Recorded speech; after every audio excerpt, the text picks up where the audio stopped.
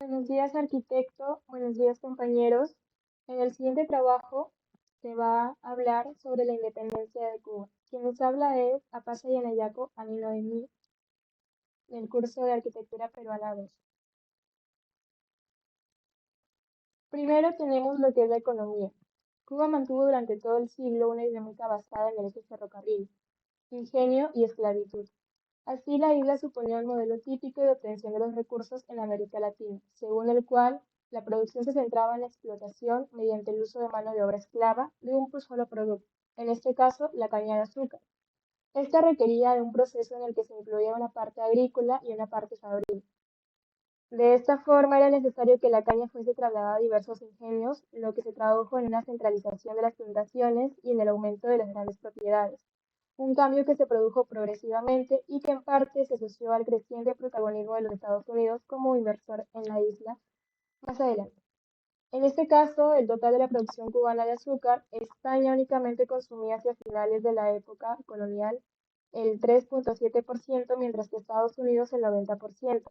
Además, durante la Guerra de los 10 años, Alemania se había convertido en el mayor productor de azúcar del mundo, gracias a una política de subvenciones y proteccionismo hacia este producto. De esta forma, la situación de la industria azucarera cubana llevaba muestras de debilidad de una nueva caída de los precios a partir de 1884. Como consecuencia de ello, la economía insular sufrió un varapalo terrible derivado de la dependencia de este cultivo. Por lo tanto, desde 1884 los productores se vieron obligados a reducir los gastos y acelerar aún más la mecanización, adoptando una serie de innovaciones tecnológicas. El cambio alcanzó también a lo que es el tabaco, que a lo largo de este siglo experimentó un aumento en la producción tanto de hojas como del torcido y de los cigarrillos. Lo que es la esclavitud. En el contexto del final de la Guerra de los 10 años, el gobierno español procedió a una abolición progresiva que se inició en 1878 y concluyó en 1888. En todo caso, muchos propietarios ya habían otorgado la libertad antes a sus esclavos, a pesar de no contar con indemnización, ya que era más barato contratar mano de obra libre.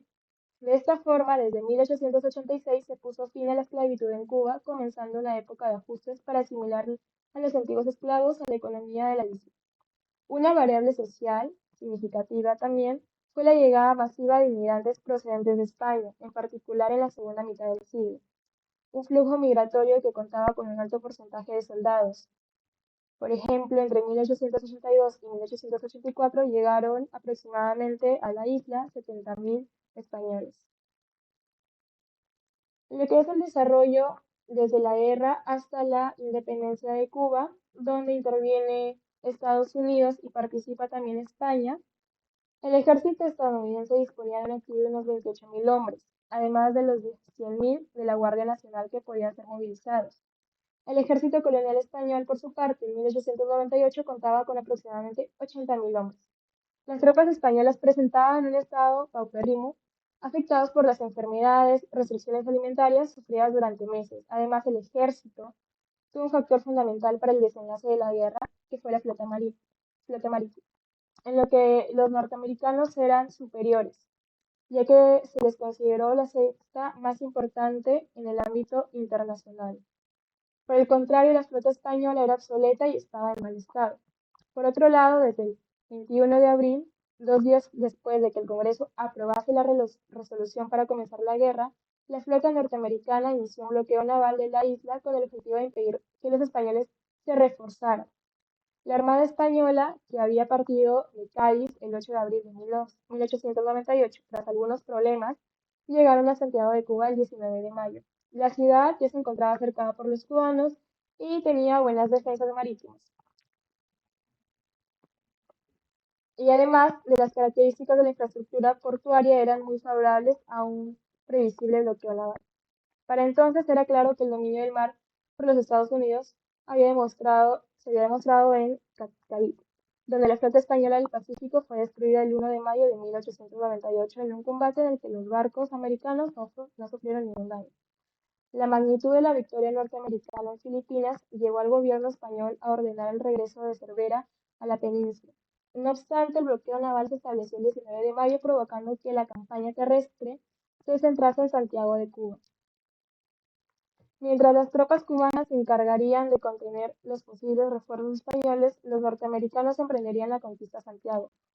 Para ello, avanzaron sobre las posiciones españolas el 1 de julio de 1898, que habían plantado sus líneas defensivas en las lomas de San Juan y en la ciudad fortificada El Caney. Ese día tendrían lugar dos batallas paralelas. En primer lugar, en las colinas de San Juan, donde 500 españoles lucharon contra 8.000 estadounidenses, y en segundo lugar, en el Caney, donde la misma cantidad de tropas coloniales se enfrentarían a 5.400 hombres. Tras varias horas de lucha, la victoria caería sobre los norteamericanos, que a pesar de las numerosas bajas, harían valer su superioridad numérica y táctica. A partir de la derrota, no volvieron a registrarse enfrentamientos determinantes entre ambos contingentes. Santiago de Cuba, la ciudad y toda la provincia, se rindió el 17 de julio de 1898, ya que a pesar de contar con un número mayor de tropas, la situación en la primera era deplorable. Ambos países continuaron en guerra, al menos nominalmente, hasta el 11 de agosto, cuando se firmó el armisticio. Con él se iniciaba una nueva etapa en la que quedó patente desde los primeros instantes que los estadounidenses no pretendían apoyar a la independencia cubana. Incluso en algunos lugares mantuvieron a los cargos españoles ante la única posibilidad de sustituirlos por cubanos. La evolución del conflicto llevó al ejecutivo de Sagasta a iniciar las negociaciones para alcanzar un armisticio, suprimiendo para ello las libertades otorgadas por la Constitución ante el temor de una posible reacción carlista o republicana. El acuerdo llegó el 12 de agosto de 1898, dejando clara la posición expansionista del gobierno norteamericano, que por un lado quería asegurar su presencia en el Caribe y por otro asentarse en el Pacífico, donde habían anexado Hawái ese mismo año y donde su victoria en Filipinas era total. A partir de aquí empezamos a hablar sobre lo que es el tratado.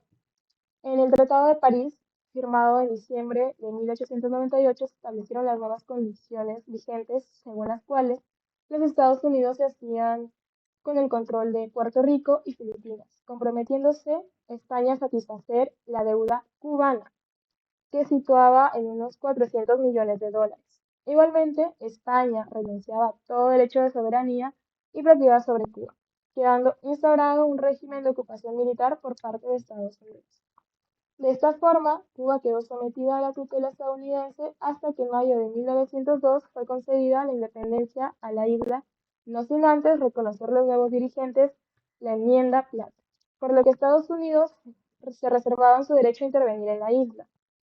Por lo que respecta a Puerto Rico, su estatus político quedó plenamente subordinado a los vencedores, una situación similar a la que sucedió en Filipinas, donde el ejecutivo Manley no reconoció la república que los insurgentes habían establecido.